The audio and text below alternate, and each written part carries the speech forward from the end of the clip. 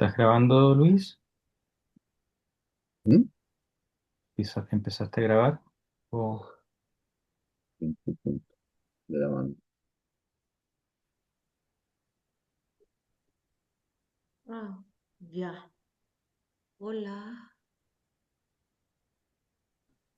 Hola Marisol, ¿cómo estás? Hola. ¿Qué tal? Estaba como que no viendo nada. Sí. ¿Se ve la Bien. presentación? Sí, ¿cierto?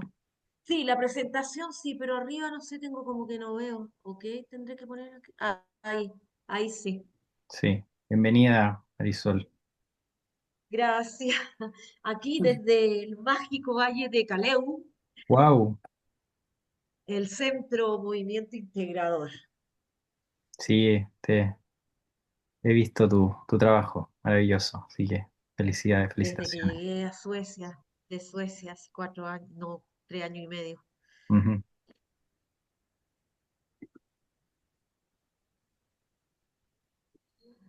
Hoy voy a buscar. Ah, nada. Voy y vuelvo. Ujú. Creado por el doctor Juan Cristóbal Ruiz, es una herramienta innovadora, de vanguardia, científicamente comprobada y lo mejor, es fácil de aplicar. Y estoy seguro que marcará la diferencia entre sus pares y, por supuesto, en el desarrollo profesional de cada uno de ustedes. A nombre del instituto, el cual tiene ya una trayectoria de 18 años, les deseo pleno éxito en el diplomado internacional y máster en formación de terapeutas de neurohipnosis. Ahora los invito a escuchar atentamente al doctor Juan Cristóbal Ruiz, autor del modelo de neurohipnosis, doctor en psicología de la Pontificia Universidad Católica de Chile, máster in Hypnosis Stanford University, académico de la Universidad Autónoma de Chile, académico e investigador de la Universidad Santo Tomás. Además, ha desarrollado un modelo integral de intervención psiconeurodialéctica, el cual se aplica en diferentes contextos clínicos, organizacionales y educativos. Escuchar al doctor Juan Cristóbal Ruiz es adentrarse, es ingresar, es experimentar un mundo maravilloso e interesante, donde la ciencia y la hipnosis se juntan, se encuentran para provocar cambios profundos y duraderos. Doctor Juan Cristóbal Ruiz, por favor. Muchas gracias, Luis. Y darles la más cordial bienvenida a esta nuestra primera masterclass de este ciclo que vamos a estar dando en agosto. Como antesala al inicio de nuestro ciclo de formación en diplomado y practitioner, formación de diplomado, máster y practitioner en neurohipnosis. Eh, bueno, hoy día vamos a hablar un poco de la neurohipnosis y su aplicación al trauma psicológico, ¿no es cierto? Desde una mirada bien integradora, quisiera comenzar esbozando un poco la situación actual.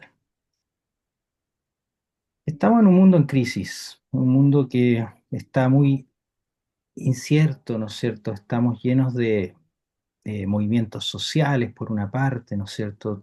Cargamos con los efectos post-pandémicos todavía. La pandemia fue algo que nos hizo mucho daño y hoy día estamos experimentando esas experiencias. Pero por otra parte también nuestra cultura se ha movido hacia la desconfianza, la inseguridad, la incertidumbre. Mi país, yo sé que no son todos de acá, pero mi país hoy día hay mucha incertidumbre y yo creo que representa a lo que está ocurriendo a nivel mundial.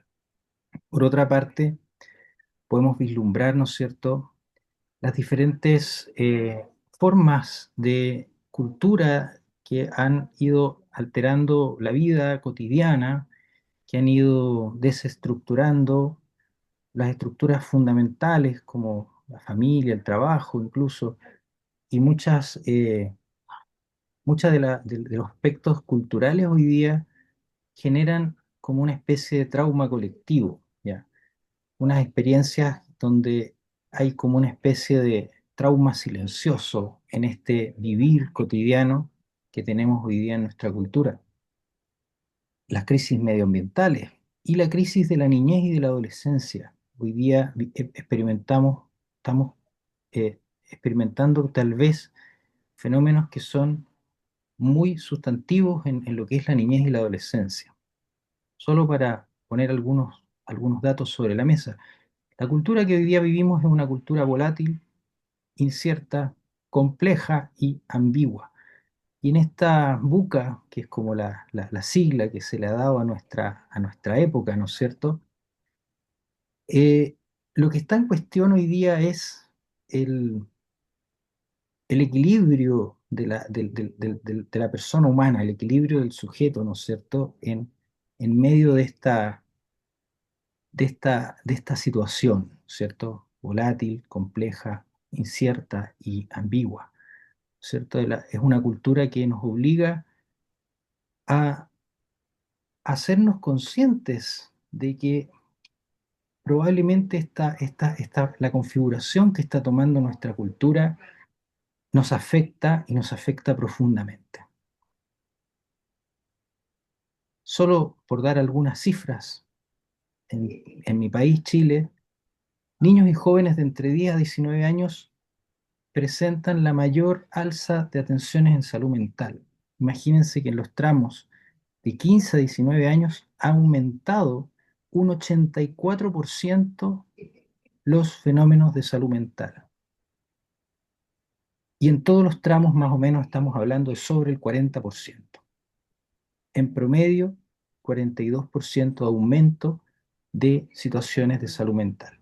En la población general, 73% dice haber sentido estrés hasta el punto de que tuvo un impacto en su vida diaria. Un 38% afirma que la salud física se considera más importante que la salud mental en el sistema sanitario. Un 82% afirma que la salud mental y la salud física son igualmente importantes y un 54% dice haber sentido estrés hasta el punto de que no pudo seguir trabajando durante un tiempo, ¿ya? Por lo tanto, aumenta las licencias médicas, aumenta todo. Estamos realmente vivenciando tal vez la crisis de salud mental, una pandemia de salud mental sin precedentes. En el mundo no es muy diferente la situación. Si nos vemos en porcentaje, el aumento a nivel mundial del estrés, de la depresión y de la ansiedad, vemos que en los tramos etarios, más o menos entre los 18 y 24 años, aumentó el 66%, en los tramos de 25 a 34 años, lo mismo. Y si vamos viendo los niños, vemos que en efecto los niños van también increciendo, ¿no es cierto?, los porcentajes de prevalencia de trastornos de salud mental. Es una situación muy compleja, ¿no es cierto?, la que estamos viviendo en nuestro mundo.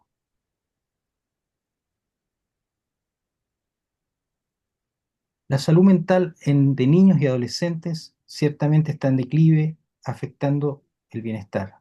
Los sistemas sanitarios están sobrecargados, hay un aumento en la prevalencia de los trastornos mentales en jóvenes, en especial en economías desarrolladas.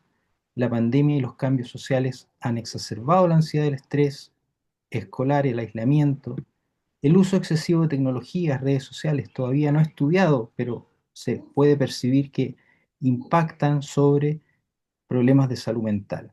Y los estándares internacionales, herramientas digitales pueden mejorar en cierta medida la atención mental juvenil y la promoción de la actividad física, la socialización y los sistemas comunitarios han sido claves y serán claves, ¿no es cierto?, en poder llegar a un mejor desenlace.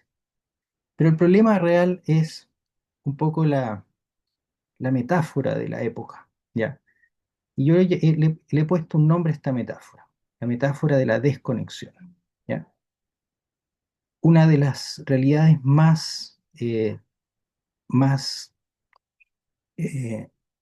profundas de la naturaleza de la cultura actual es el hecho de que estamos aparentemente más conectados, aparentemente tecnológicamente más cercanos a la conexión, pero en el fondo estamos llegando a un nivel donde el individualismo, donde la vivencia, donde los entramados sociales y las estructuras sociales ya se están fragmentando a tal punto que el sujeto, la persona humana, ¿no es cierto?, crece, se desarrolla en un ámbito que no le ofrece la conexión que requiere para sostener su resiliencia, sostener su salud mental.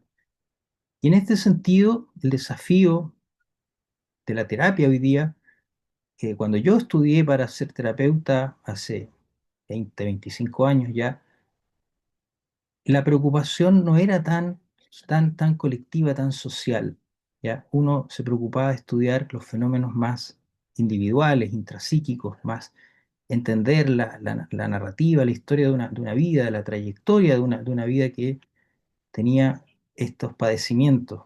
Pero hoy día, aparentemente, la situación es más colectiva, comunitaria, ¿ya? Y el desafío de los terapeutas de esta época, ¿no es cierto?, es a lograr instalar instancias desde lo individual, pero también desde lo intersubjetivo, desde las instancias vinculantes, ¿no es cierto?, generar esas oportunidades para promover una cultura de la conexión. Porque cuando estamos desconectados es como que violáramos las leyes básicas de lo que es ser humano, en el fondo. Y lo humano es comunidad, es ser con otros, es vivir con otros, es existir, coexistir con otros, y en esas instancias vinculantes nos regulamos mutuamente, establecemos contextos donde podemos desarrollarnos en la confianza, en el buen vivir, ¿ya? Eso se está perdiendo, porque las estructuras que permitían eso están en crisis. La familia, el trabajo, la sociedad toda, la comunidad. Eso genera un trauma ambiente, ¿ya? Yo lo llamo, es una experiencia traumática silenciosa que nos está haciendo daño a todos, finalmente. Ciertamente, algunos tenemos más capacidades de conectarnos. El mundo adulto tal vez es el que más resiliente a esto, pero de todas maneras, las estadísticas hablan por sí solas. O sea, estamos con unas incidencias de salud mental impresionantes, únicas en la historia, probablemente en la historia reciente de la humanidad. Incluso podríamos decir que es sin precedentes. ¿Cómo opera la neurohipnosis cómo este modelo terapéutico propone una solución? En que es una oportunidad para reconectar primero a esa persona, a ese paciente, y luego conectarlo a su mundo intersubjetivo. Ya, hoy día, esta mañana recibí el llamado de una paciente que atendí hace ya 6 7 años, y me llamaba para contarme, era una persona que estaba sumergida en la droga, una mujer de 30 años en ese momento, estaba sumergida en la droga, en el alcohol, sin esperanza de vivir. eh, y hoy día me llama que es mamá de una niña de 3 años y está profundamente agradecida porque en este proceso que hicimos, en esta trayectoria que no duró más allá de 2 meses, 3 meses que yo la acompañé, ella tomó esa conciencia profunda que la llevó a reconectar. Ahora vive con su madre, con su hermana, con sus sobrinos, tiene una comunidad, logró conectarse con la vida, logró conectarse, logró reconectarse. Esa es la oportunidad, queridas y queridos colegas terapeutas. La oportunidad no está en atender un síntoma, porque los síntomas no se atienden. Los síntomas son la manera que tiene una persona de sobrevivir. Incluso yo soy muy condenatorio con el lenguaje biomédico, con la narrativa que se nos ha vendido o que se nos ha instalado culturalmente de que hay que tratar el síntoma, de que hay que tratar la ansiedad, que hay que tratar la depresión. Ese no es el problema. Ahí no está el problema. El problema está en la conexión de esa persona, en las relaciones, en la capacidad de esa persona de poder integrarse y vivir una vida plena. Esta paciente me conmovió hoy día porque no esperaba ese llamado, ¿ya? Y esta mañana estuvimos conversando y me emocionó escuchar ese testimonio porque no, yo, como les digo, no esperaba que lo que hicimos en ese periodo de tiempo fue tan poderoso y tan profundo que la ancló nuevamente a la vida, como reconectar una, una planta que no tenía tierra a la tierra nuevamente y que esa tierra le brindara todas las cosas que requiere para vivir y para crecer. Ese es el desafío de la neurohipnosis. El desafío de la neurohipnosis es justamente reconectar personas. ¿Y qué es la neurohipnosis? Básicamente la neurohipnosis es un modelo de cambio y de transformación personal integral, integrado, ¿ya? Es un modelo de cambio y de transformación. Yo no, a mí no me gusta ya nombrarlo como modelo terapéutico. Si bien tiene una trazabilidad terapéutica, si entendemos la terapia como un cambio profundo, ¿no es cierto? Una sanación profunda, pero también es un modelo de cambio porque es una oportunidad para justamente volver a ese equilibrio, a esa vida naturalmente plena, donde la persona encuentra esa traza, ese hilo conductor, esa tierra fértil, esos vínculos importantes y logra generar un cambio profundo. Y es un modelo que está basado en tres pilares fundamentalmente. En la neurociencia, desde el modelo de Embodiment Cognition, fundamentalmente desde los trabajos de Francisco Varela, de Humberto Maturana, ¿no es cierto?, de científicos chilenos que han hecho un aporte sustantivo y teórico mucho más profundo, ¿no es cierto?, a las neurociencias, la idea de la experiencia encarnada, es decir, que los cambios ocurren cuando yo logro encarnar una experiencia, cuando logro vivenciarla no solamente en el plano de lo mental, no solamente en el plano del discurso, sino que la hago cuerpo, la hago vida, modifico todo el sistema, modifico esa complejidad del sistema propio y también hacia afuera, es decir, hacia las relaciones, ¿ya? Por otro lado, tiene un pilar fenomenológico, ¿no es cierto?, donde entendemos que cada experiencia tiene una traza histórica, tiene una, una fenomenología propia que es muy propia de cada vida, ¿cierto? Y respetamos esa fenomenología de la vivencia de cada persona. No venimos a imponer un determinado patrón o reprogramar, como dicen algunos, ¿no es cierto? Eh, o recablear o reprogramar, ¿no es cierto? Nosotros no reprogramamos, nosotros desde la fenomenología de la persona la invitamos a un cambio posible, pero el cambio surge de la misma persona, surge de ese descubrimiento de su propio fenómeno, de poder mirar su experiencia y encontrar esas trazas perdidas o olvidadas o rotas muchas veces. Y vamos a ver que el trauma rompe eso, quiebra esa estructura, ¿no es cierto? Y la hipnosis ericksoniana como fundamento, como técnica, ¿no es cierto? El enfoque estratégico ericksoniano, el enfoque pragmático de lo ericksoniano, nos nutre un poco al aspecto técnico, ¿no es cierto?, de cómo el modelo operacionaliza, ¿no es cierto?, diferentes estrategias terapéuticas, ¿no es cierto? Pero básicamente la terapia es muy centrada en la vivencia de la persona, en el cuerpo de la persona, en el estado global, como lo vamos a llamar aquí, de la persona, y a través de las estrategias que nos permite este estado muy particular que es la hipnosis, ¿no es cierto? ¿Y por qué ha resultado ser tan efectiva y eficaz, tan eficiente y tan eficaz? Básicamente porque entendemos cómo funciona el cerebro. Entendemos que el cerebro funciona en capas funcionales. Y para lograr el cambio en las capas superficiales, por decirlo así, hay que lograr primero el cambio en las capas profundas.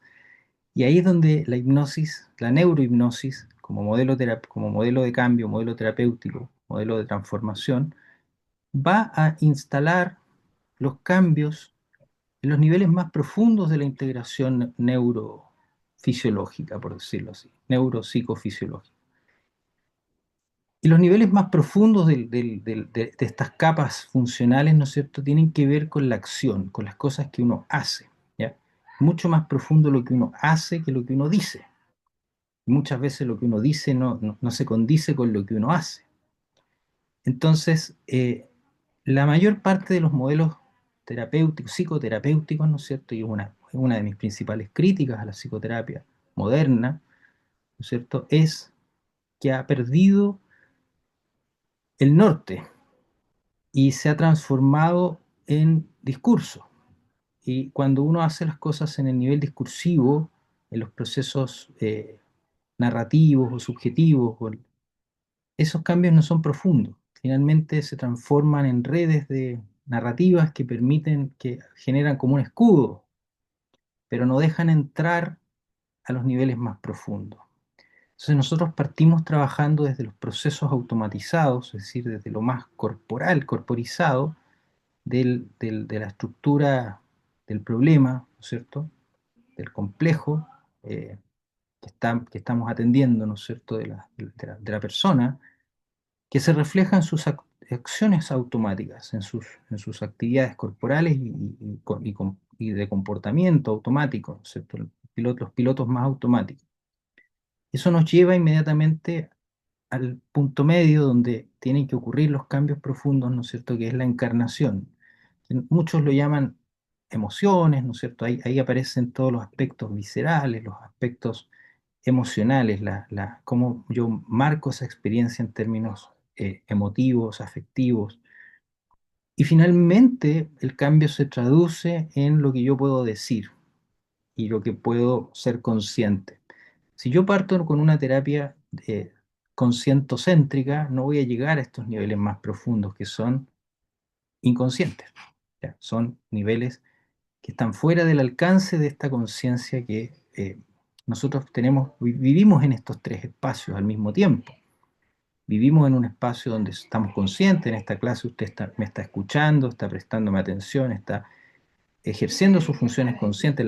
Esta clase está siendo en un nivel consciente todavía, pero al mismo tiempo está con un estado corporal, probablemente está cansado, viene del trabajo, qué sé yo, está motivado probablemente por escuchar lo que yo le vengo a decir, y puede haber distintos estados corporales. Y hay distintas actividades que yo hago automáticamente, por ejemplo, tomar apuntes en la clase, ¿no es cierto? Tomar algunos conceptos que me puedan estar llamando la atención. Entonces vivimos en estos tres procesos al mismo tiempo.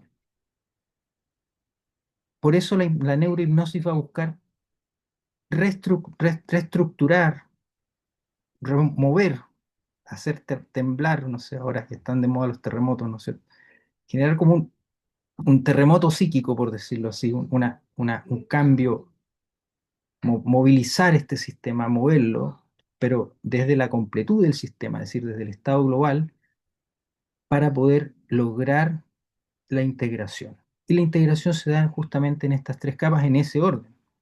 Primero, la base reptiliana, luego los aspectos psicoemocionales y luego los aspectos subjetivo-conscientes.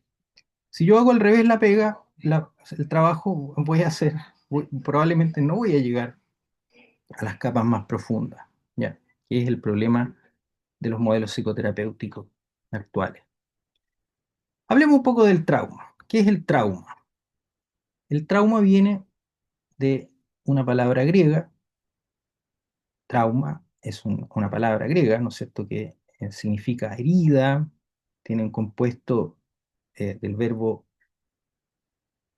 titosco, que es yo hiero, yo lastimo, ¿no es cierto?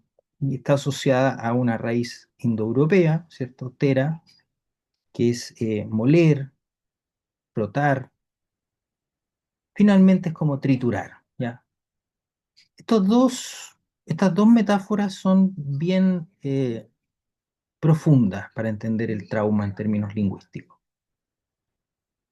El trauma sí es una herida, es algo que daña, ¿cierto? Es un daño, es algo que rompe la coherencia de la experiencia, rompe la coherencia de una existencia, por una parte. Por la otra, ¿no es cierto? Sí, efectivamente la rompe a tal punto que la tritura, la muele, destruye esta estructura eh, que venía funcionando de una manera coherente, ¿no es cierto? De una manera natural. Tenemos un niño, una niña que venía creciendo naturalmente y viene el tío y abusa sexualmente de esta niña, rompe esa experiencia, la quiebra, ¿ya? Quiebra la naturalidad, quiebra la inocencia también, rompe un poco esta confianza o inocencia de que las cosas son buenas por naturaleza, no sé, y se empieza a percibir el miedo, se empieza a percibir, y este sistema psíquico nunca vuelve a funcionar igual, si que no se hace algo, digamos, ¿ya? Si que no se logra reintegrar. Entonces el trauma psíquico se entiende desde la psicología, ¿no es cierto?, como un evento que amenaza profundamente o prolongadamente también, que hay distintos tipos de trauma. Vamos a ver, eso lo profundizamos mucho en nuestro programa, ¿no es cierto? Eh, Puede ser un evento puntual, profundamente amenazante, profundamente eh, perturbador, ¿no es cierto? O puede ser un conjunto de eventos que no parece ser tan perturbador, pero que en su permanencia, ¿no es cierto? En su periodicidad en la vida de una persona va generando también un trauma. Bien. Entonces,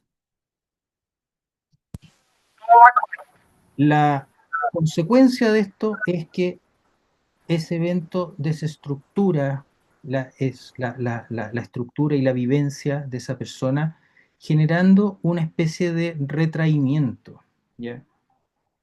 Siempre el trauma nos va a generar, nos va a devolver al nivel en el que podemos funcionar. Por eso se habla también del trauma como un fenómeno regresivo, muy parecido a lo que ocurre en las regresiones en hipnosis, ¿cierto?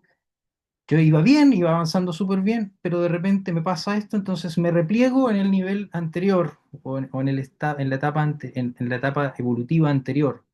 Me devuelve a lo niño o me devuelve a lo infantil un poco. Entonces empiezo a funcionar infantil en ciertas funciones y esas funciones que quedan bloqueadas infantilmente.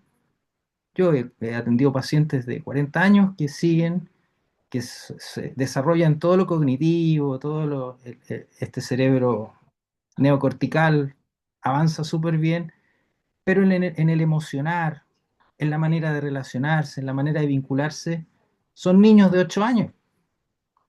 Se quedan estancados ahí. ¿Por qué? Porque eso se repliega hacia lo regresivo. Vamos a entender un poco esto históricamente también, ¿ya? Dentro de la historia de la psiquiatría y de la psicología hay algunos autores que me parecieron relevantes destacar. Está Emil Kraepelin, que desde la psiquiatría, ¿no es cierto?, utiliza el término casi totalmente en un sentido de medicina física. Es decir, el trauma es trauma mental, el trauma psicológico, el trauma psíquico, es equivalente a un daño a lo que afectaría un tejido nervioso, ¿ya? O a un tejido, cualquiera, ¿ya? Básicamente es un daño, una ruptura y que impide el funcionamiento normal del sistema. Pierre Janet ya pasa a otro nivel un poquito más comprensivo desde la psicología, ¿no es cierto? Que extiende el concepto al incluir los resultados no físicos. El daño o lesión es funcional, nos va a decir, es decir, afecta a complejos o grupos de comportamientos y sucesos fisiológicos, por ejemplo, tales como la digestión. Entonces, nos pasa a una reflexión un poquito más de que no es solo lo físico lo que se daña. Si bien hay un daño físico, ¿no es cierto?, que Kraepelin ya lo rescata, hay un daño funcional, ¿ya? Y vemos que la afectación traumática afecta a otras funciones, por ejemplo, la digestión. Se fija en una persona que activa un trauma, por ejemplo, o activa una memoria traumática. No le pasan cosas solamente en la mente, no son imágenes solamente, no son recuerdos, no son flashbacks, no es solo eso, es una activación visceral, es una activación neuromuscular, es es un complejo psicofísico muy profundo que tiene una cierta funcionalidad, ¿ya? Y la funcionalidad de ese síntoma, de la activación de ese síntoma, es la supervivencia, porque finalmente todos los síntomas psicológicos y físicos no son otra cosa que la expresión de un organismo que quiere sobrevivir en un mundo. Por lo tanto, la biomedicina está pero totalmente equivocada al pensar que para tratar una enfermedad hay que tratar los síntomas de esa enfermedad. Hay que atender la estructura, la causa, lo que mantiene esa enfermedad, no el síntoma, porque el síntoma es la pobre manera con la que esa persona se está adaptando, está logrando una adaptación, a pesar de que sea muy pobre su adaptación, pero está logrando sobrevivir. Es una persona que está luchando por sobrevivir. Y eso es lo primero que tenemos que entender. Jean, Charcot, uno de los padres de la hipnosis, ¿no es cierto? El fundador del Hospital de la Salpêtrière, también uno de los padres de la neurociencia también, extiende el concepto al incluir que la génesis de un trauma, ¿cierto? En la génesis del trauma, los aspectos emocionales. Por primera vez, este fisiólogo francés, ¿no es cierto?, señala el aspecto emocional en la historia. ¿Ya? Entonces, partimos de lo físico, luego pasamos a lo funcional y ahora con Charcot caemos en lo emocional. Porque Charcot se dedicó a estudiar la histeria, fundamentalmente. Entonces, él nos va a hablar del terror del accidente, terror d'accident, ¿ya? Eh, y la condición seconti, ¿ya? Que es la histeria o la condición segunda es lo que vendría después. O sea, primero tenemos el shock para Charcot. El shock es la experiencia traumática, pero lo que produce más malestar no es ese shock precisamente, sino que es la condición segunda, es decir, lo que avanza después del trauma, como después de la experiencia traumática, ¿no es cierto? Yo quedo con un funcionamiento inestable, disociado. ¿Ya? La histeria es sinónimo en este sentido de lo que hoy día sería como un comportamiento disociativo, ¿ya? Donde un estado que parece afectar las acciones de los individuos sin que estos se den cuenta, porque opera inconscientemente, ¿ya? O débilmente, pero más tarde esta condición segunda fue llamada el inconsciente. Y Charcot fue profesor de uno de los grandes psicólogos de nuestro tiempo, uno de los grandes de la psicología y la psiquiatría, ¿no es cierto? El doctor Sigmund Freud. Vamos a hablar de Freud también. Hoy día quiero hablar de todos, quiero pelarlos a todos, así que Freud nos va a traer justamente este concepto de disociación, ¿ya? Si bien Freud sexualizó todo, ¿no es cierto? Todo lo llevó al ámbito de la sexualidad. Algo que podemos rescatar de Freud justamente es que el trauma nos va a decir es un aflujo de excitaciones excesivo que resulta intolerable para el psiquismo. Es decir, cuando algo resulta intolerable para el psiquismo, destruye la infraestructura psíquica, por decirlo así. La infraestructura se trata entonces de un acontecimiento en la vida de un sujeto, una experiencia vivida que aporta en muy poco tiempo un aumento tan grande de la excitación en la vida psíquica que fracasa toda posibilidad de elaboración. Entonces, esa energía tiene que ser disociada y reprimida en cierto sentido, ¿ya? Y en el fenómeno de la represión, que para Freud es como el mecanismo de traspaso, ¿no es cierto?, de esta energía psíquica, de esta excitación, de esta pulsión intolerable, tenemos esta doble realidad, esta doble vivencia. Por un lado tengo la vivencia consciente, ¿no es cierto?, donde trato de ser culturalmente, socialmente aceptado, adaptado, y por otra parte tengo esta otra vivencia que es la vivencia del trauma. Aquí pone dos ejemplos en este texto, ¿no es cierto? Freud. Em, una joven que ve a su tío teniendo relaciones con su prima, ¿cierto? Siente por un lado, primero, la primera emoción es un disgusto de ver a mi tío teniendo relaciones con mi prima, pero por otro lado, el segundo deseo, la segunda emoción que es incompatible con la primera es el deseo sexual hacia el tío.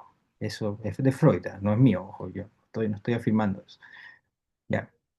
Pero entonces son dos emociones que no pueden sobrevivir juntas en una vivencia, entonces se genera este doble estándar de la vivencia.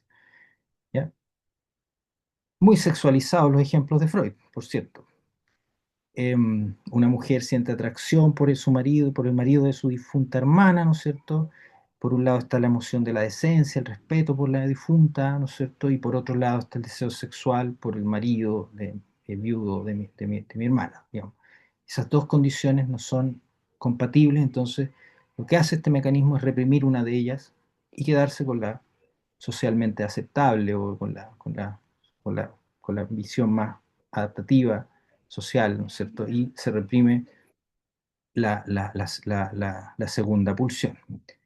Básicamente ese tipo de cosas, ese tipo de experiencias, si lo sacamos un poco del dominio solamente de lo sexual o del deseo, eh, de la pulsión sexual, que es la que más trabajó Freud, ¿no es cierto? Podemos entender que efectivamente el trauma genera un doble proceso, ¿ya?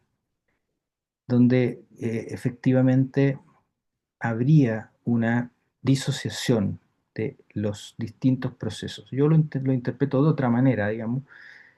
Hay un nivel consciente, un nivel subjetivo de la experiencia donde yo describo mi experiencia, narro mi experiencia, me describo a mí mismo, y hay un aspecto que me describe lo que yo soy, en el fondo, y están más cercanos al self, ¿no es cierto?, que son los factores más emocionales, y hay un siguiente nivel donde yo simplemente soy. Y muchas de esas cosas son automáticas, son cosas que yo he ido adquiriendo a través de la experiencia que hacen que yo sea yo y que este mundo sea como, o sea, para mí sea la forma en que yo me adapto. Entonces, pero básicamente habría una disociación, ¿ya?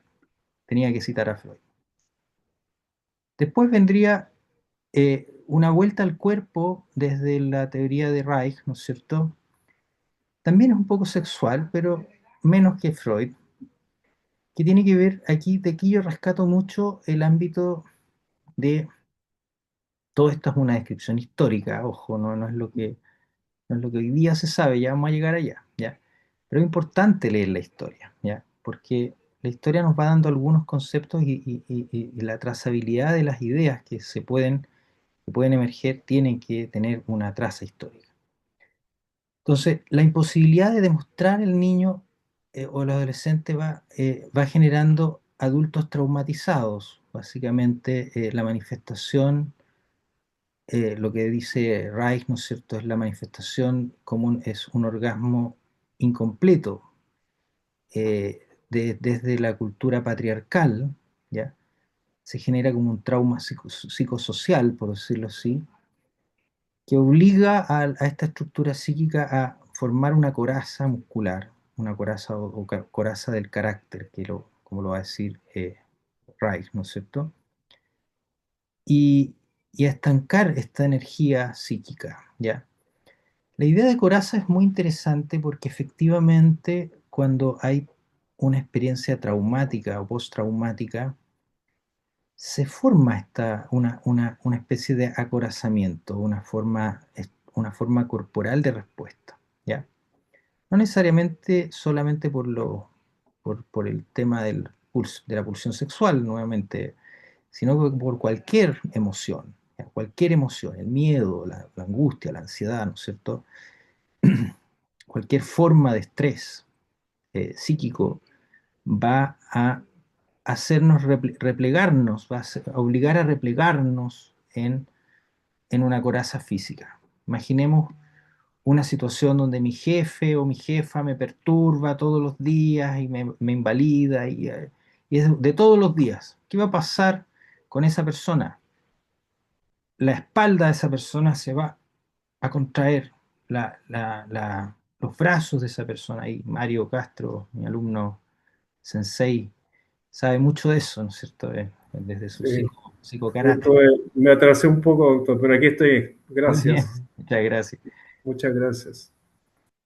Y efectivamente el orgón, o como lo llaman los orientales, el chi, el ki, bueno, tiene varios nombres, la energía psíquica, la energía se estanca, se empieza a generar bloqueos de del flujo natural de la experiencia, por decirlo de alguna manera. Y después tenemos las vertientes más conductistas del trauma, ¿no es cierto? Donde el trauma es básicamente un aprendizaje, ¿ya? Uno aprende, el sistema nervioso aprende de la experiencia y asocia determinados estímulos que antes eran incondicionados, ahora a que sean estímulos que anticipan situaciones que pueden generarme eh, temor, que pueden generarme daño. Entonces, lo postraumático del estrés postraumático desde el conductismo, ¿no es cierto?, desde la mirada conductual, es una forma de adaptación en el fondo. Si yo siento el olor, la fragancia de la persona que me abusó cuando era niño o niña, el simple olor de eso, el olor del perfume, me va a gatillar una reacción postraumática, ¿no es cierto? Porque hay memorias emotivas, memorias que están encarnadas en el cuerpo, ¿no es cierto? Y los olores, los ciertos objetos, ¿no es cierto?, son muy fácilmente condicionables. De hecho, desde el condicionamiento aversivo puede ocurrir en un solo ensayo, es decir, en una sola experiencia. Los condicionamientos positivos o de aprendizaje por recompensa, ¿no es cierto?, ocurren en muchos ensayos. ¿Cómo se llama? Eh, Hay que hacer varias experiencias para aprender algo, pero los aprendizajes aversivos, ansiógenos o cualquier tipo de cosa que pueda hacernos daño, nuestro sistema nervioso lo aprende en una sola experiencia. Entonces, eso es súper vital para entender por qué la ansiedad, por qué el estrés postraumático, por qué estos fenómenos de angustia se adquieren tan fácilmente, ¿ya? Porque nuestro sistema nervioso está hecho para sobrevivir, nuevamente. Y como está hecho para sobrevivir, entonces la forma de sobrevivir es aprender rápidamente lo que me puede matar o lo que me puede hacer daño. Eso tiene un pro y un contra, porque el pro es que efectivamente me salvo, pero el contra es que arrastro una cadena sintomatológica, ¿no es cierto?, hacia el futuro, que si no la trabajo, si no logro integrar esas experiencias, si no logro reestructurar esa experiencia, reconfigurar esa experiencia psíquica de manera integral, no solo en la narrativa, ¿ya? No voy a salir de ese círculo, ¿ya? Y voy a seguir experienciando esa sintomatología. ¿Bien? me coarta mi libertad. Hoy día se hizo una investigación muy grande, ¿no es cierto?, en Inglaterra, fundamentalmente un grupo de Inglaterra logró hacer una investigación longitudinal del trauma. Imagínense lo que es hacer un estudio longitudinal, esperar a que una persona que vivió experiencias cuando era niño, ¿no es cierto?, medirlas ahora cuando tiene 30, 40 años. Son estudios que duran 20, 25, 30 años, ¿ya? Yo tengo que tomar datos durante todo ese trayecto, durante toda la trayectoria vital de una persona. Son estudios muy bonitos, pero nadie los hace porque son casi, muchas veces casi imposibles, ¿no es cierto? Porque para que una persona sea voluntario de un estudio de esta naturaleza, tiene que estar muy comprometido, ¿no es cierto?, con la ciencia y con lo que implica la investigación. Y este estudio nos habla de las experiencias adversas infantiles, es decir, y las cuantificó, de hecho. Las experiencias adversas infantiles son eventos traumáticos que pueden tener un efecto negativo duradero en la salud y bienestar. Esa es como la definición de este grupo y pueden estar subyugadas a tres subtipos, ¿no es cierto? Abuso emocional, físico, sexual, situaciones domésticas como violencia intrafamiliar, abuso de sustancias en el hogar, ¿no es cierto? Separación parental o prisión o cárcel de uno de los padres y negligencias emocionales y físicas, ¿ya? El estudio encontró que 4 o más experiencias de este tipo tenía 3 veces más posibilidades de desarrollar daños por fumar, por ejemplo. Em, Tabaquismo en adultos. 11 veces más probablemente abuso de sustancias ah, psicotrópicas o sustancias intravenosas. 14 veces más probabilidades de tener suicidio, 4 veces más de tener alguna afección ligada con embarazos prematuros, 4,5 veces más de desarrollar depresión, 2 veces más de desarrollar enfermedades hepáticas. ¿Ya? Y entonces, cada evento traumático iba sumando más probabilidad de generar distintos tipos de afecciones, tanto psicológicas como fisiológicas o afecciones de salud médica, digamos, en el futuro adulto. Ya. Esto fue muy interesante porque en verdad no se sabía, pero se podía uno tener eh, una intuición de que podía estar relacionadas unas cosas con las otras, pero ahora se sabe muy bien cuál es, por ejemplo, la trazabilidad, la probabilidad de que una persona que ha sufrido este tipo de abuso en 4 o más ocasiones pueda tener un desenlace hacia algún tipo de afección, ¿no es cierto? ¿Qué es lo que ocurre? ¿En qué andan? ¿Qué es lo que ocurre con los mecanismos que hay detrás del trauma? Entonces, si nosotros nos podemos estudiar el sistema nervioso y el cuerpo, más que el sistema, yo nunca voy a hablarles del sistema nervioso, aunque soy neurocientista, yo creo que el cerebro es una parte del cuerpo, no es, no es la parte importante, muchas veces no, el cuerpo es mucho más importante, ¿ya? ¿Qué hace esto en las redes corporales y en las redes neurocorporales y cerebrocorporales, ¿no es cierto? Eh, Básicamente altera todo lo que tiene que ver con la psiconeuroinmunología, ¿ya? El sistema nervioso, el sistema inmune, el sistema endocrino funcionan como una vasta red molecular y física, neuronal y molecular, ¿no es cierto? Que es una red que envuelve todo el cuerpo, ¿ya? Entonces, ¿qué va pasando con el estrés? Primero, la respuesta inmune, ¿no es cierto? La respuesta inmune es una respuesta proinflamatoria, es decir, el daño psicológico, por ejemplo, cuando yo grito o maltrato a un niño o a una niña, ¿no es cierto?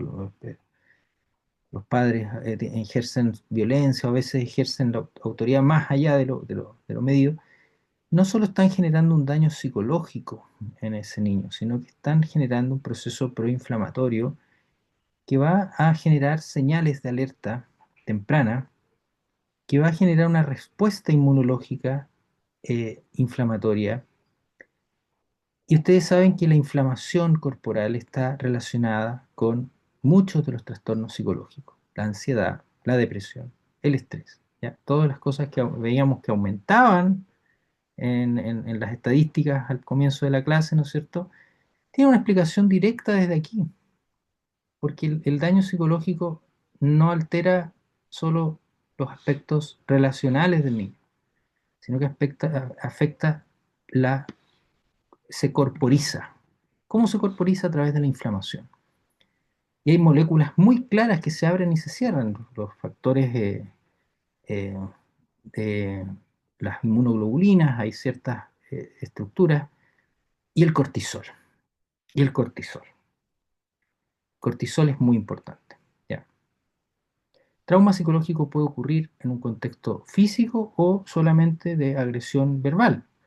De cualquiera de las dos formas, estas formas desencadenan, ¿cierto?, la inmunidad innata del niño. Es decir, el niño va a estar más propenso a activar estos mecanismos inmunitarios. Han aumentado las alergias y nadie lo asociaba con que eso podía tener que ver con el trauma psicológico. Han aumentado diferentes tipos de trastorno infantil, depresión infantil, ansiedad, en niños muy chicos. Y tiene que ver con negligencia, con violencia, con abandono, con abuso, con distintas cosas que pueden estar traumatizando a los niños. ¿Ya?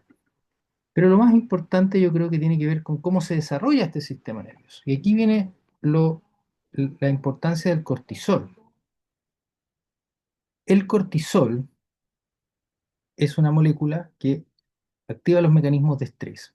Nosotros tenemos que tener un cierto tipo, un cierto grado de cortisol, y sin estrés el organismo no funciona. No podemos estar sin estrés. O sea, cero estrés, el corazón se paraliza y dejamos de estar aquí. Los niveles de estrés son los que se controlan, ¿cierto? Y hay un estrés positivo, un euestrés y un distrés, ¿cierto? Como lo llaman los americanos. A mí no me gusta usar muchas palabras americanas, pero eh, en este caso viene al caso, ¿cierto? El eustrés es el estrés que se genera a través de los mecanismos adrenérgicos, ¿no es cierto? Que es un estrés positivo que activa el cuerpo, le hace bien al cuerpo. El estrés del ejercicio físico, el estrés de... Y el distrés es este estrés que cuando se supera la barrera, digamos, cuando se supera la cadena del agotamiento del organismo, ya empezamos a activar estos mecanismos de emergencia, ¿no es cierto?, para poder soportar más. ¿Qué pasa con un niño que presenta constantemente en su vida infantil, constantemente una situación que no parece, puede no parecer traumática, puede que no parezca nada, pero es traumática para el niño porque aumenta sus umbrales de estrés? Un niño que vive con constante temor, con constante miedo, va a generar niveles de cortisol muy elevados. ¿Y qué va a pasar con eso? ¿Qué hace el cuerpo cuando hay un desequilibrio de esa naturaleza? Empieza a eliminar receptores de cortisol. ¿Y qué pasa con eso? Cuando es adulto, ese niño o niña va a requerir un alto grado de activación para poder sentir las cosas como las sentía antes. En el cerebro la dopamina, en el cuerpo el cortisol. ¿Ya? ¿Qué va a pasar con estos mecanismos? El niño va a generar una desensibilización al cortisol y una desensibilización a la dopamina. ¿Ya? La peor mezcla, porque eso va a obligar a este niño o niña a tomar conductas o comportamientos que son riesgosos. Por ejemplo, para quedar satisfecho ya no va a bastar comer el plato de comida, sino que va a querer comer la comida McDonald's, la papa frita, la hamburguesa, el alcohol o el abuso de sustancias, la desregulación del ciclo circadiano, el pobre dormir, y puede también desencadenar todo tipo de psicopatologías, ¿no es cierto? Y eso también está ligado a otro sistema que hoy día toma una importancia radical.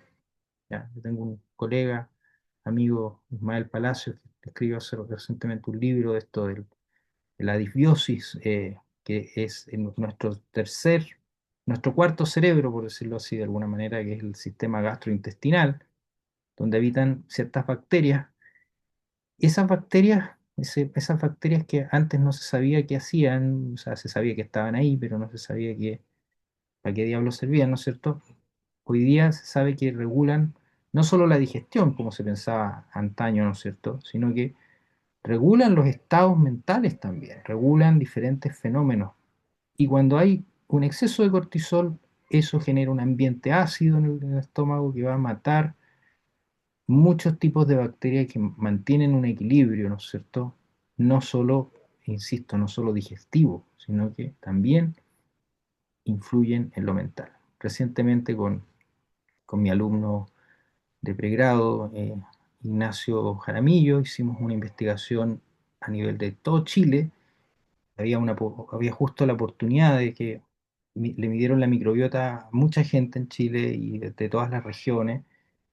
Nosotros les pasamos test de ansiedad y depresión y estrés y encontramos que efectivamente había una relación, ¿no es cierto?, en el aumento de la depresión, por ejemplo, con el aumento del estrés, de este ambiente, pero por otro lado también la alimentación del chileno que está muy basada, somos uno de los países que más come pan. ¿Qué tiene que ver el pan aquí? Bueno, el pan sí tiene que ver porque el pan es una harina blanca que eh, tiene mucho gluten, entonces el gluten alimenta cierto tipo de estos bichitos, los firmicutes, pues, básicamente, y esos firmicutes van a generar inflamación. Y la inflamación genera este tipo de eh, experiencias, está ligado con fenómenos depresivos, con fenómenos ansiosos. Entonces el trauma va a romper el equilibrio no solo en el cerebro, sino que en el cuerpo y en la microbiota también, ¿ya? Eso es muy, muy interesante.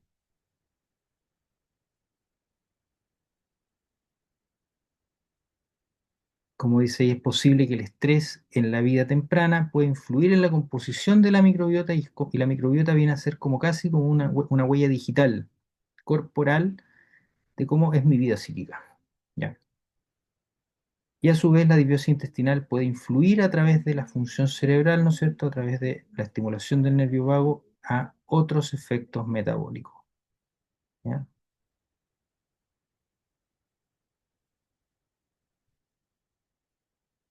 Entonces, todo esto está ligado, si se fijan. El trauma en la vida temprana se asocia con anormalidades hormonales y cerebrales que pueden contribuir a un fenotipo ahorrativo, por ejemplo, y eso puede gatillar obesidad, por ejemplo. ¿Se fija?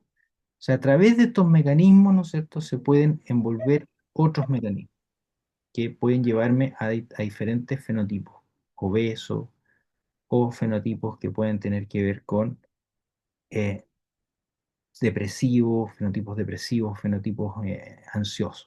Entonces, como que mi cuerpo queda predispuesto a desarrollar esto porque, en el fondo, el trauma me genera una huella no solo en el cerebro, sino que en todo el cuerpo. Genera una especie de, deja una huella digital, una huella, una identidad orgánica muy profunda, ¿ya?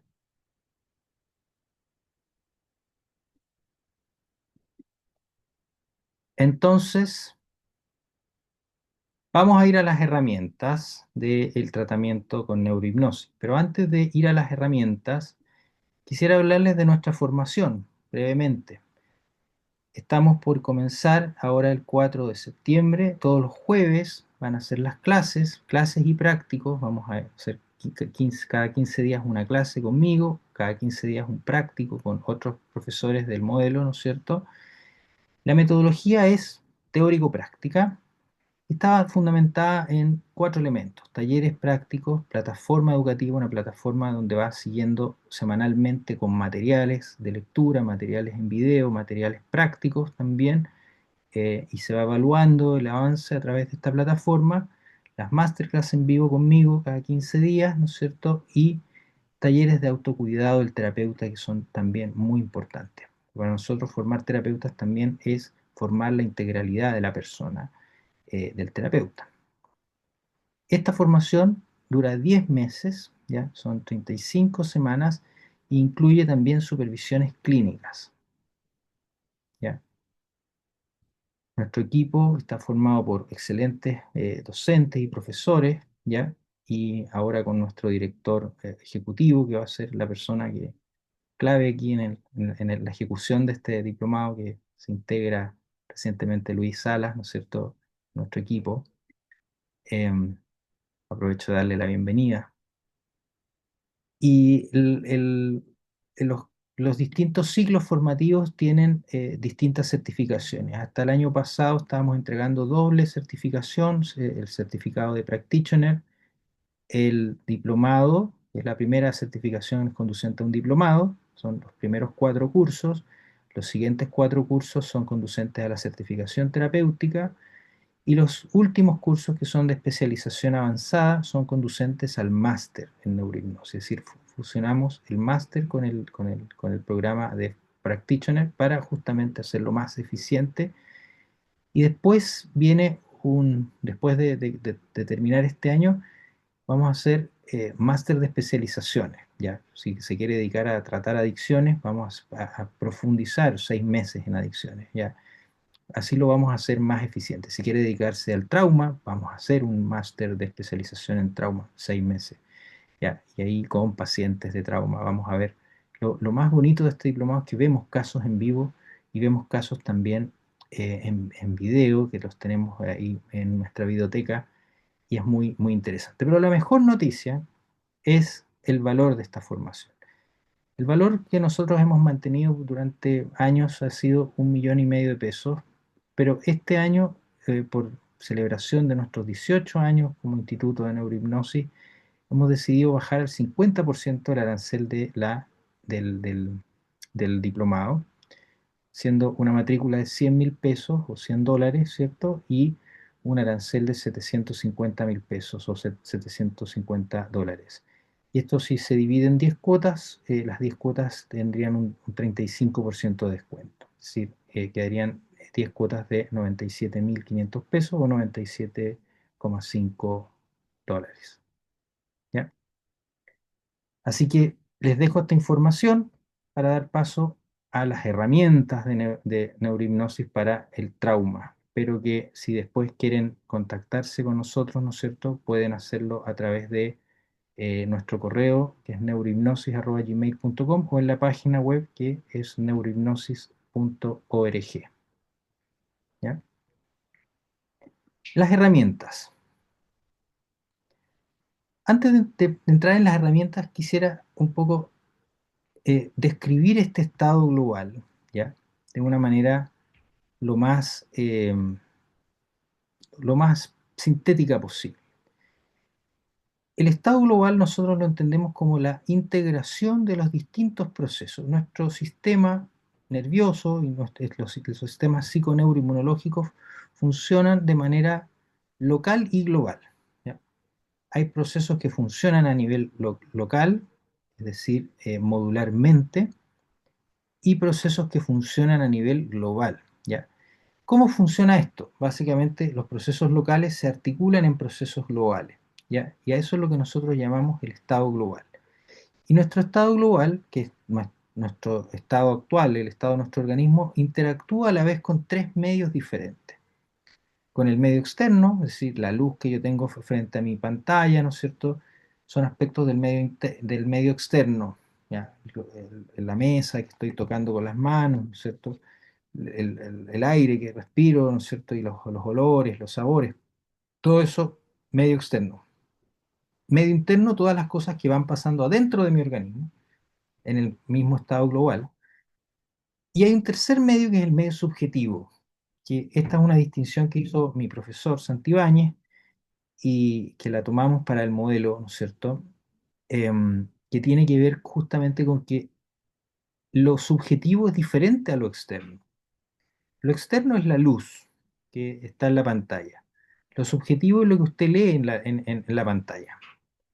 Toda esta lámina, por ejemplo, donde aparece este recuadro, donde aparecen los procesos virtuales, viscerales, operacionales y automatizados, y las flechas que están ahí. Todo eso usted lo está haciendo consciente, por lo tanto, es un medio distinto. Es un medio porque entra en una interacción, como una interacción autorrecursiva, si se quiere, pero es una interacción. Como es una interacción, excede lo que podría ser el propio organismo y se transforma en un medio. La psique o lo psíquico se transforma en parte del medio porque se proyecta hacia afuera de alguna manera.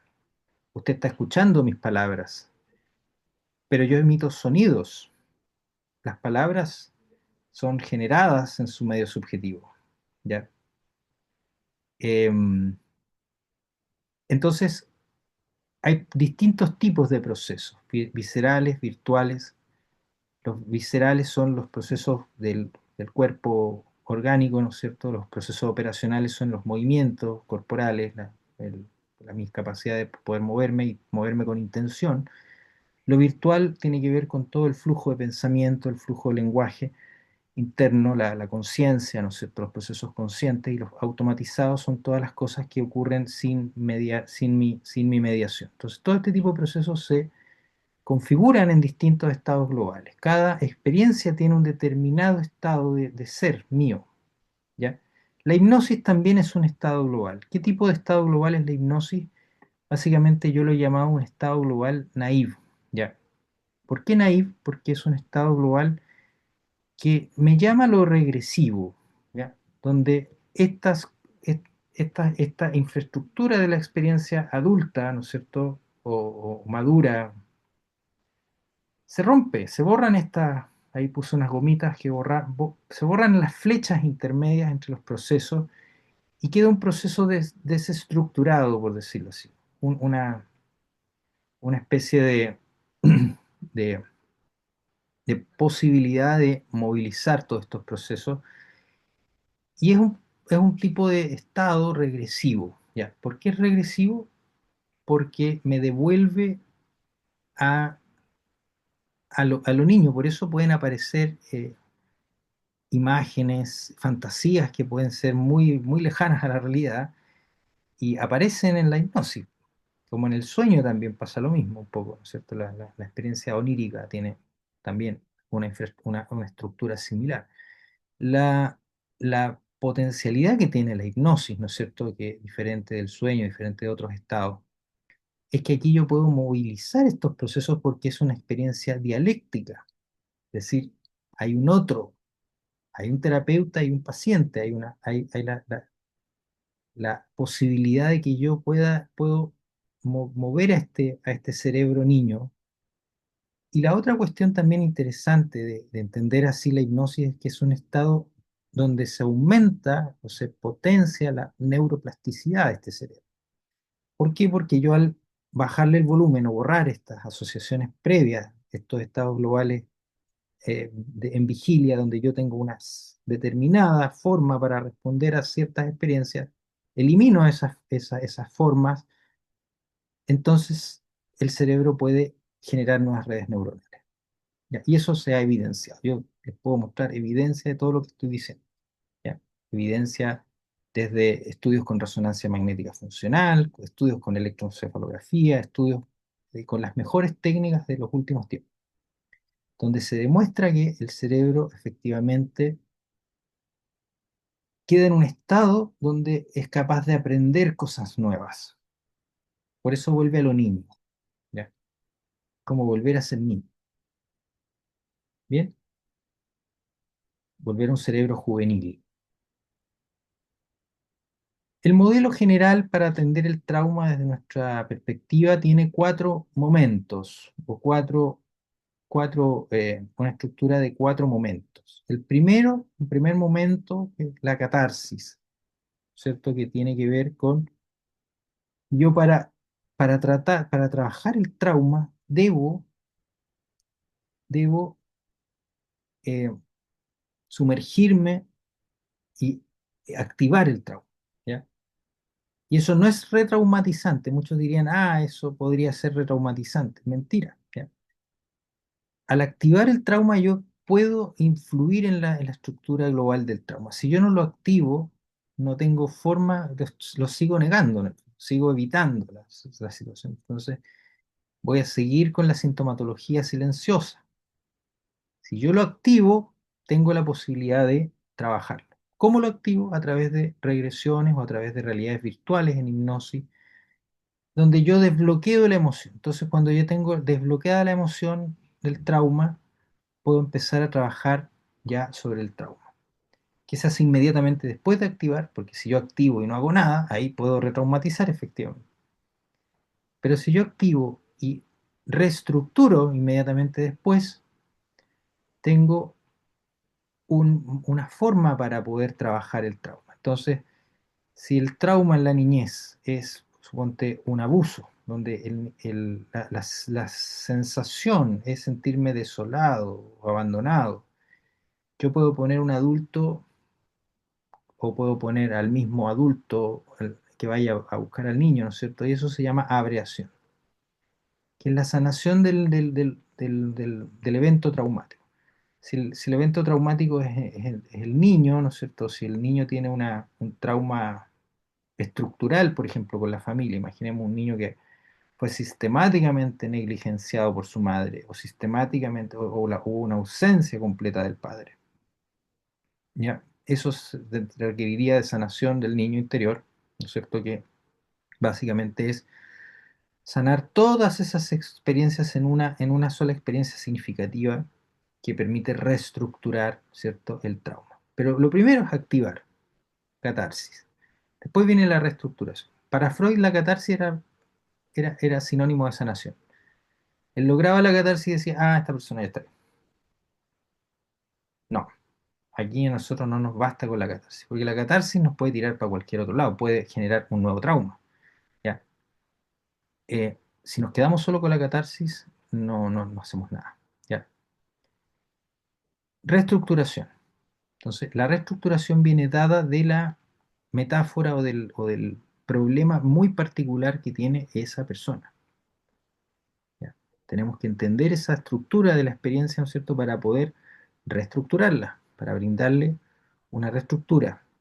¿Y qué logro con esa reestructura? Logro el tercer momento del tratamiento del trauma, que es la reconciliación. Reconciliar no implica perdonar al abusador, no implica perdonar a esa mamá, no estamos hablando de perdón, ¿ya?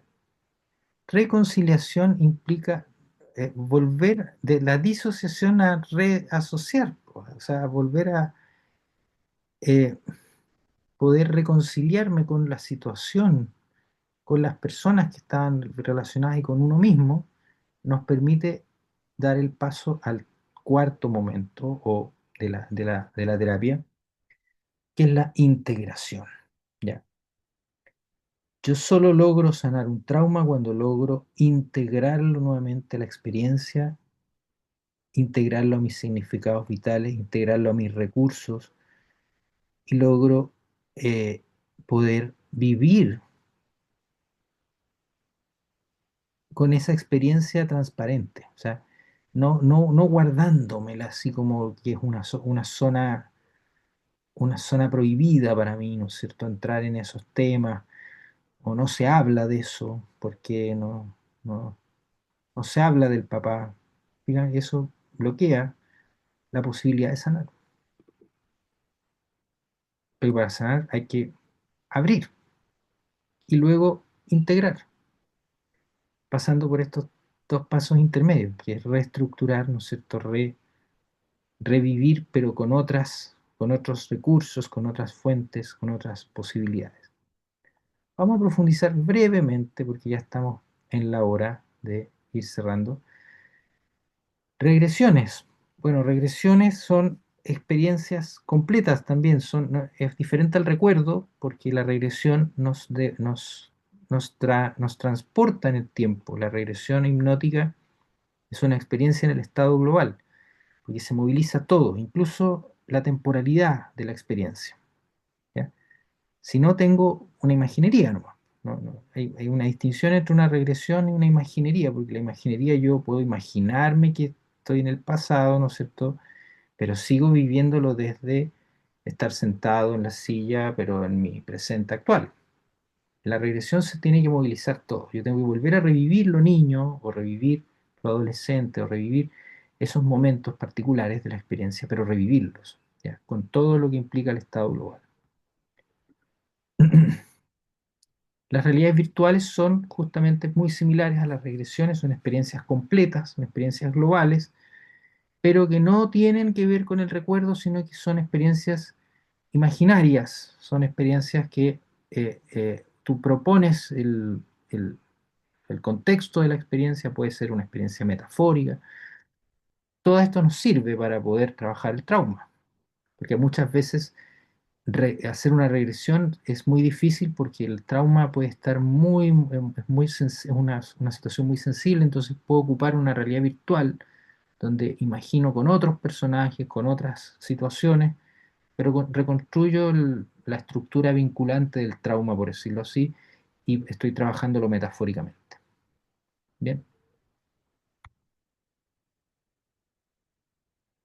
Em, bueno, regresiones a la niñez, se puede trabajar con abreación, que es justamente lo que les señalaba, es reestructurar la catarsis, poder darle a ese sujeto que necesitaba una mamá, un papá, un ángel, lo que sea, pero siempre desde la historia de la persona, no incluir cosas que vengan de mí.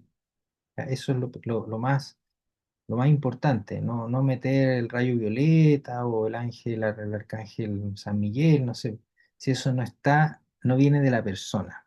Si la persona tiene una creencia y se siente confiado en el hospital con el arcángel San Miguel, llamamos al arcángel San Miguel y lo hacemos ir al hospital a abrazar a ese niño, qué sé yo, esa niña, ¿ya?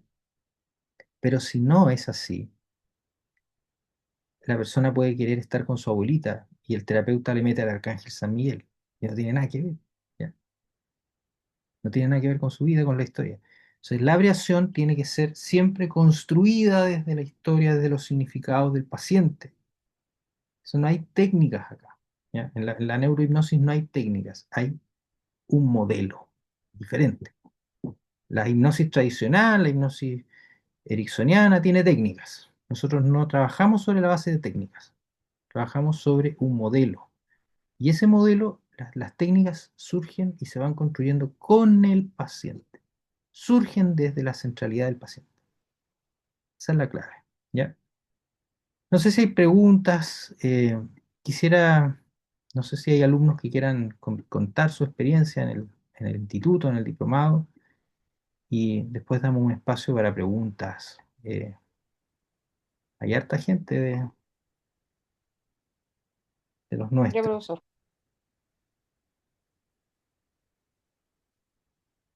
como siempre, para mí ha sido una gran experiencia y ha sido un gran aporte a lo que estoy estudiando en psicología. Ujú. Ciertas materias que me pasan a mí han sido sacadas de acá también y de Muchas gracias. verdaderamente lo recomiendo. Ahora mi pregunta es, ¿cómo voy a poder hacer el máster? Porque está unido al Ah, diplomado hablemos, ahí. hablemos el próximo mes, porque el máster no lo vamos a empezar ahora, sino que por ahí por noviembre, ¿ya? Hay otros alumnos también que Ah, están ya, en el máster, sí que vamos a sumar ahí, te podemos sumar a ese grupo, ningún problema. ya. Así que, pero para hablar por internet, te digo por el vía Messenger, por estar Sí, sí, atento.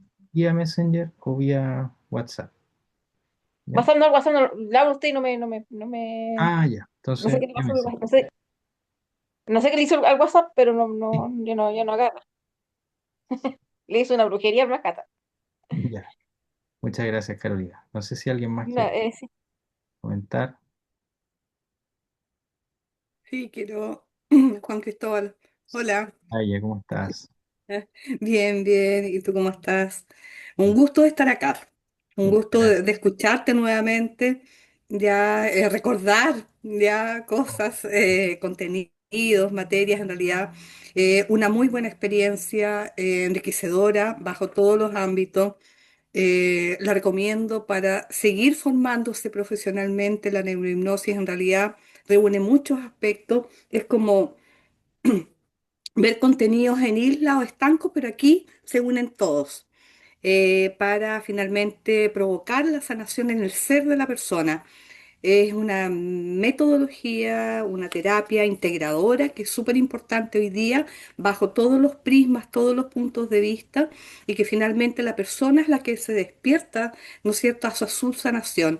Aquí el terapeuta aprende a fluir con la persona, a identificar los puntos, pero realmente la que pone en contexto su sanación es la misma persona consultante. Y eso es súper importante. También temas, ¿no es cierto?, del respeto, de la ética frente a lo que uno está haciendo como terapeuta. Todas esas cosas van integrando el proceso formativo. Así que de todas maneras es un diplomado muy enriquecedor, de mucho conocimiento profundo, ya, y eso es importante para ayudar al otro finalmente a salir de su trauma, que es lo que veíamos, ¿no es cierto?, los traumas que se generan en la niñez o en diferentes etapas de la vida, pero que finalmente lo que tiene que hacerse, ¿no es cierto?, es despertar ese trauma, como decía, vivir ese trauma a la persona y bueno, y uno con las herramientas que se dan en la preparación, en el diplomado de la neurohipnosis, finalmente llegar a la sanación. Así que excelente, quiero seguir obviamente para adelante, ahí nos volveremos a ver. Mucho que aprender, mucho contenido que aprender. Y pues, lo esperamos en el Pero muy máster. enriquecedor. Así que eso, lo recomiendo absolutamente en procesos formativos integrales profesionales. Muchas gracias, Soraya. No sé si alguien más quiere hablar o quiere preguntar algo, no sé. Ahí veo caras nuevas. Roberto, está Manuel, Mario. Yo por acá, doctor Juan Cristóbal. Primero, gracias por la invitación, un honor, Ujú. Muchas gracias, absolutamente un Mario. honor. Muchas gracias. Quiero, solamente en breve, me acuerdo en mi práctica me tocó a Patricio del Norte, Calama, y hoy día, cuando ahora justamente las redes neuronales, ¿cómo sanarse, Patricio? Y al final nos llevó justamente a eso, sanar su cuerpo. A él lo que lo condicionaba dentro de su trauma de abuso de niño es su cuerpo. Ujú. Y ahí hice uso de estas habilidades a través de la red neurocorporal, en el sentido de decir, sí, tu cuerpo es el que tiene que sanar. Porque si tu Claro, cuerpo no sana el movimiento dentro de la neurociencia, así está considerado, primero somos cuerpo, emoción y después somos cognición, tal cual. entonces el cuerpo va a sanar. Así que fue una maravillosa experiencia, seguí aprendiendo muchísimo y aprendí muchísimo y ahí sigo ojeando. Y ahora estoy trabajando con los niños que son los alumnos y los papás con TEA, TDA, TDAH. Mm. Esa es mi apuesta.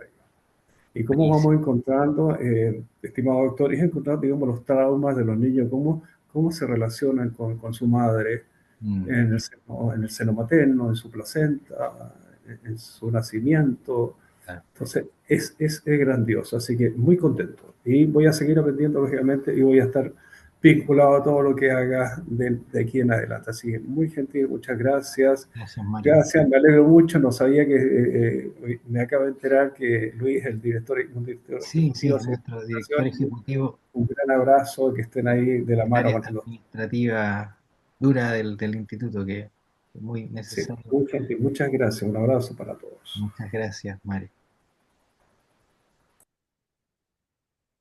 Muchas gracias, Mario. No sé si alguien más quiere comentar o... Sole, ¿estáis por ahí? Te veo. ¿Cómo estáis, Sole? ¿Me ven? Tan- Tengo prendido. ¿Ah? Tanto tiempo, po. Escucha, sí, pues.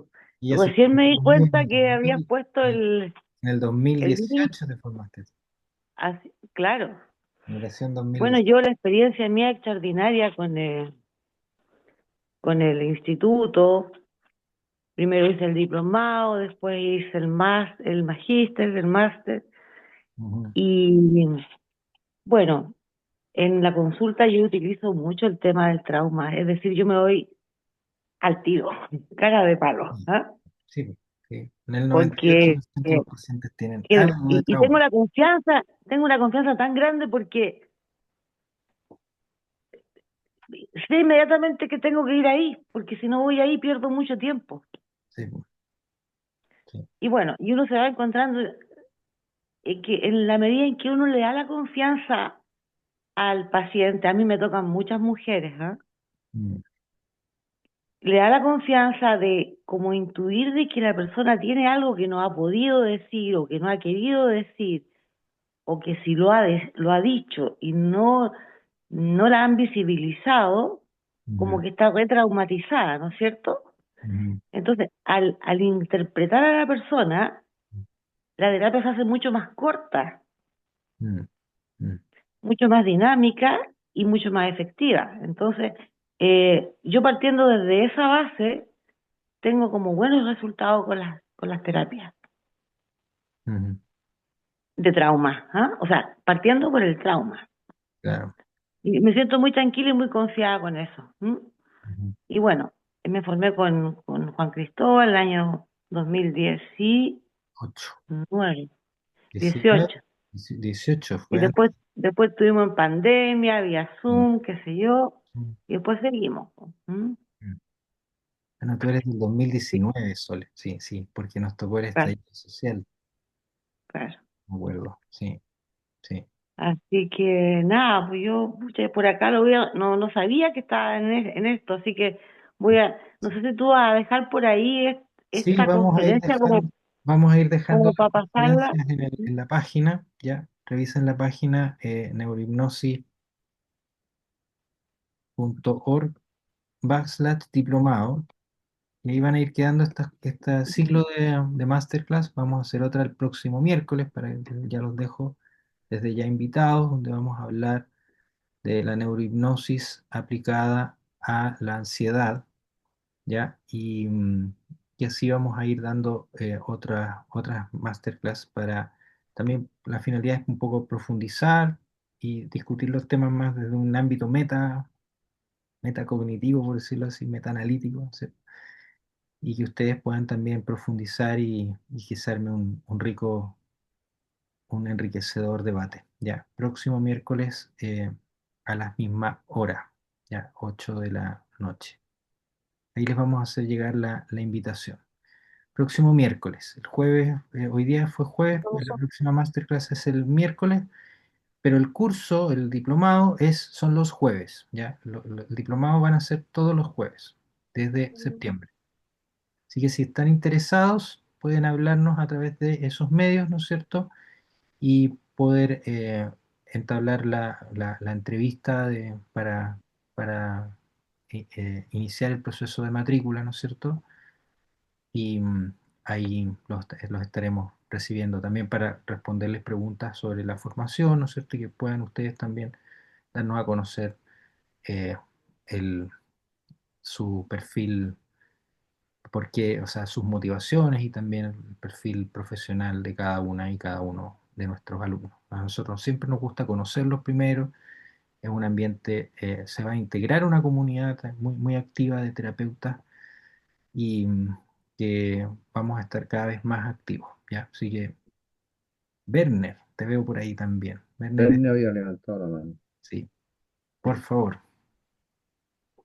Sí, muy buenas noches y muchas gracias por esta invitación, maravillosa exposición eh, Muchas y gracias. tan necesaria, pensando que precisamente uno como psicólogo, por ejemplo, en este momento, buscando trabajo, casi también haciendo un trabajo medio sociológico, dándonos cuenta que Mm, 85% de los trabajos que se ofrecen para los psicólogos tienen que ver con programas de reparación sí, pues, precisamente en infancia, en adolescencia, claro. hay maltrato grave Mm, incluso.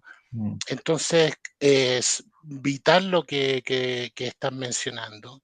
Y mm, también cuando comienza esta exposición me parece algo muy importante también esto que también pensamos la psique como algo individual.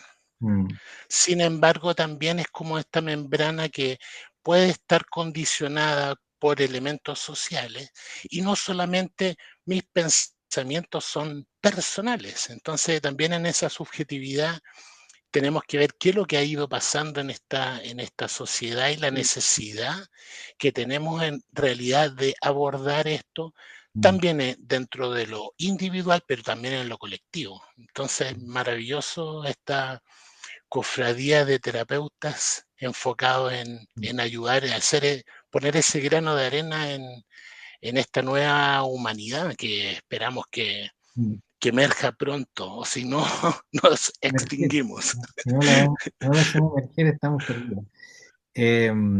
Bueno, gracias. Claro, Les voy a hacer un anuncio también de que vamos a iniciar las tramitaciones para armar la Sociedad Internacional de Neurohipnólogos, ¿ya?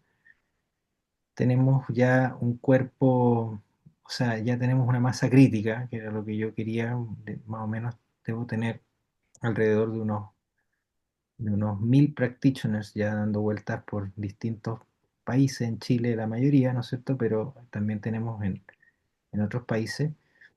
Y vamos a hacer este tipo de reuniones. Ya vamos a tratar de tener una reunión mensual donde se discuta un tema. No siempre voy a presentar yo, les voy a pedir a ustedes que también colaboren con temas de presentación y podamos mantener esto activo y también algunas mesas de reuniones clínicas donde podamos discutir algún paciente, ¿no es cierto? Siempre en la confidencialidad que nos caracteriza, ¿no es cierto? Y mantener un círculo activo, ¿ya? Así que ya los voy a invitar, va a tener una membresía muy, muy simbólica, ya en un comienzo vamos a tratar de que sea una membresía muy simbólica, ¿no es cierto? Básicamente para la mantención de este espacio, ¿no es cierto? Pero es una de las ideas que también veo que es necesario, porque veo que ustedes, siempre que yo los invito a una masterclass, se suman y quieren estar, quieren ser parte, así que creo que es muy necesario que tengamos esta sociedad de neurohipnólogos eh, internacional, ¿ya? Así que estamos en eso ahí con Luis también. Lo aprovecho de anunciar para que ya quede en este, como ya un compromiso de parte de nosotros, ¿ya? Bueno, Profesor, muy buenas noches a todas y a todos. Muchas gracias por la presencia. profesor, Sí. más o menos van a